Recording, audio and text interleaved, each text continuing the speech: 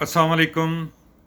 मैं खालिद महमूद आज एक बार फिर आपकी खिदमत में एक नई वीडियो के साथ जो नंबर के हिसाब से 95 है, आपकी खिदमत में एक बार फिर हाज़िर हूँ।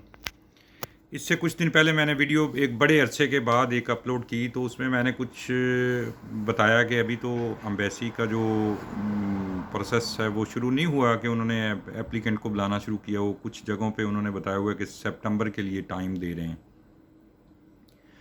तो मेरा तो नहीं ख्याल कि अगर आप सितंबर में खुलते ही सबसे पहले अपॉइंटमेंट ले लें तो उसके कुछ अच्छे रिज़ल्ट आएंगे। तो उसमें कुछ व्यूज़ थे, उन्होंने मुझे कुछ क्वेश्चन किए जो बड़े इंटरेस्टेड हैं। इस पे मैं काफ़ी पहले वीडियो भी बना चुका हूँ कि उन्होंने मुझसे ट्रैवल हिस्ट्री के बारे में पूछा कि वो क्या होती है और कैसी होनी चाहिए। हमने सऊदी अरब और यूएई और कतर वगैरह के बड़े ट्रैवल किए हुए हैं, तो ये भी हमारी ट्रैवल हिस्ट्री है। तो ये बड़ा एक अच्छा क्वेश्चन था, तो मैंने सोचा कि चलो आज इस पे भी आपको मैं बता दूं। इससे पहले मैंने इस ट्रैवल हिस्ट्री के बारे में मैंने बड़ी डिटेल से जो है वो मैंने डिस्कशन की हुई है।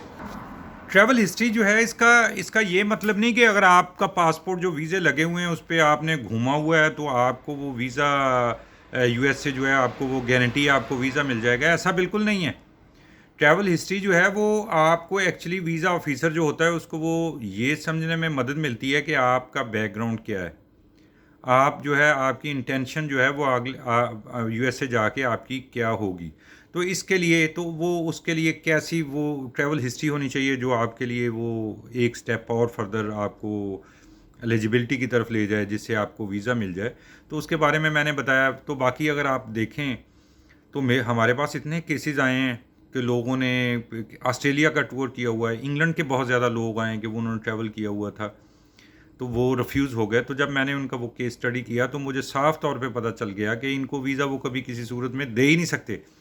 एक जब उनका सबसे बड़ा जो वीज़ा ऑफिसर को जो लेसन दिया जाता है या उनके रूल में है कि वो हर वो एप्लीकेंट जो अप्लाई कर रहा है वो उसको उन्होंने डाउट करना है कि ये इंटेंडिंग इमिग्रेंट है। इसका मतलब है कि वो जाकर वहाँ पे से वापस नहीं आएगा।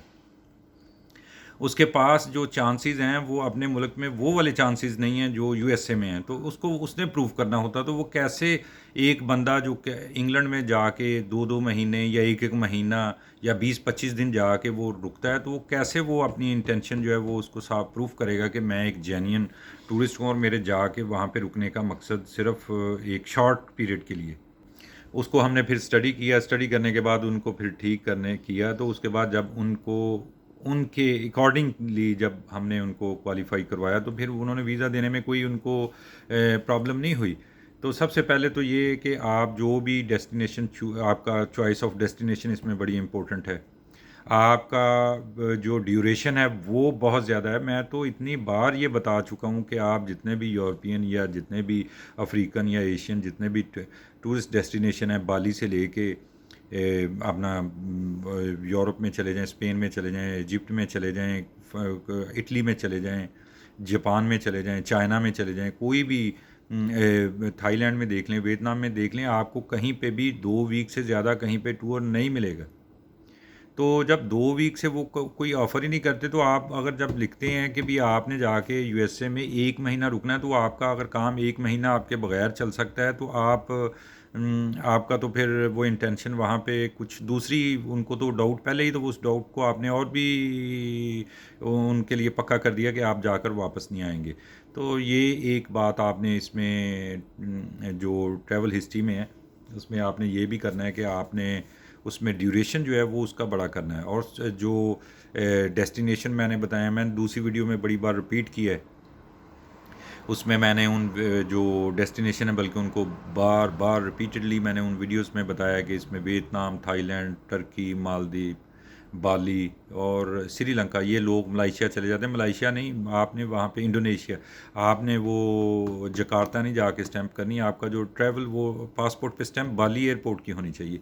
तो वो भी है। इस तरह के जो डेस्टिनेशन है ये आपके लिए बड़े वो वो होते हैं, हेल्पफुल होते हैं। इससे आपकी बैकग्राउंड को वो ज़रा अच्छी तरह समझते हैं, आपकी इंटेंशन को वो जेन्युइन समझना शुरू करते हैं, और आपके लिए जो स्टेप हैं वो आपके लिए जो वो खुलना शुरू हो जाते हैं। तो आपके लिए जितने डोर जितने होते हैं वो खुल जाते हैं, तो आपके लिए वो वीज़ा आपको इशू कर देते हैं। इसी तरह आपने जो एक होती है इसमें एक वो बड़ी पासपोर्ट के बाद जो सबसे बड़ी जो डॉक्यूमेंट की डिमांड करते हैं, रिक्वायरमेंट होती है, जब वो आपकी ट्रैवल हिस्ट्री देखता है, वो आपका सेटिस्फाई होता है, उसके जहन में फिर कुछ डाउट अगर थोड़ा सा होता है, वो अपने ऊपर रिस्पॉन्सिबिलिटी और जो है वो नहीं कम करनी चाहता है, तो वो आपसे कई बार आपकी वो बैंक स्टेटमेंट मांग लेता है। तो उससे आपका जो बजट होता है, जो आपसे वो पूछेगा कि आपने कहाँ पे जाना है, या आपने जो ट्रैवल प्लान में लिखा होता है उससे वो कैलकुलेट कर लेता है, उससे उसको पता चल जाता है कि ये जाके वहाँ पे जॉब पे जाएगा, अपने रिलेटिव के घर में जाएगा, या इसकी इंटेंशन जो है ये प्योर वही है जो इसने लिखी हुई है। तो इसलिए वो इन चीज़ों में आपने बहुत ध्यान करना है। अगर आप इनको वो उनके अकॉर्डिंगली जो उनका रूल और रेगुलेशन है ये, तो उसके मुताबिक किया तो आपको वीज़ा वो बड़ी आसानी से मिल जाता है। मैं तो हर बार यही कहता हूँ कि दुनिया में सबसे आसान जो अगर कोई वीज़ा है तो वो यूएसए का है। आपको इतनी ईजी मिलता है। आप इसके लिए अगर आप तैयार हों, आप ये भी ना हो कि आप ट्रैवल हिस्ट्री के लिए ऊपर नीचे आप ट्रैवल करें, ये भी नहीं होता। आपने वो पीरियड देखना होता है, कौन से पीरियड में जा रहे हैं, वो छुट्टियों वाला है, वो कारोबार का है। इसके साथ अगर आप टूरिस्ट के साथ साथ अगर आपका चाइना का, जापान का, साउथ कोरिया का, इस तरह कुछ लातीन के या कुछ और दूसरी कंट्रीज़ के जहाँ पे वो होते हैं कारोबारी मामलात वगैरह, वहाँ पे भी अगर आपके 2-3 दिन के ट्रिप होंगे तो वो भी आपके लिए बड़े हेल्पफुल होते हैं। तो ये सारी चीज़ें, आपको इन चीज़ों का ख्याल करके आप अपनी एप्लीकेशन को सबमिट करें तो इंशाल्लाह उसके अच्छे रिज़ल्ट आएंगे। सब दोस्तों को, सब भाइयों को सलाम। आप मेरे लिए दुआ कीजिएगा, मैं आपके लिए दुआ करूँगा। इंशाल्लाह आपसे जल्द एक बार फिर मुलाकात होगी। अस्सलाम वालेकुम।